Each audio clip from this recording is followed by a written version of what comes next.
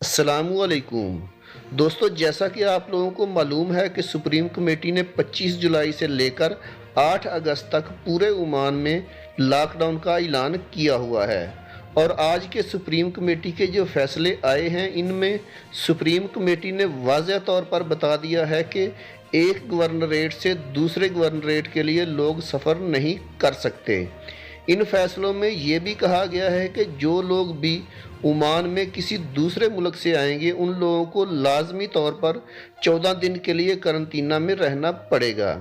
इसका वज़ीर ट्रांसपोर्ट जनाब डॉक्टर अहमद अल फतूसी साहब ने बाकायदा ऐलान किया है।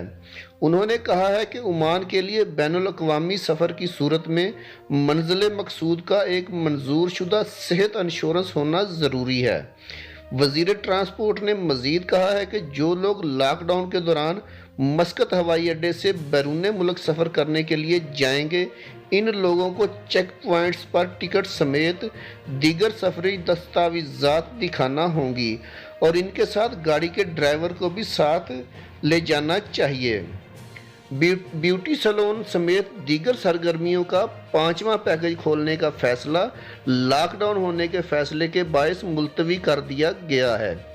वज़ीर ट्रांसपोर्ट ने मज़ीद कहा है कि मुसंदम की परवाज़ें और फेरी सर्विस जारी रहेगी। आखिर में वज़ीर सेहत ने कहा है कि हम उम्मीद करते हैं कि लोग इस लॉकडाउन के दौरान सपोर्ट करेंगे और हमें उम्मीद है कि 8 अगस्त के बाद हमें इसमें तोसी की ज़रूरत नहीं होगी। दोस्तों, वीडियो बनाने का मकसद आप लोगों की रहनुमाई करना है। वीडियो अच्छी लगी तो लाइक करके चैनल को सब्सक्राइब ज़रूर कर दीजिएगा ताकि आने वाली इन्फॉर्मेटिव वीडियोज़ बर वक्त आपको मिल सकें। अल्लाह हाफिज़।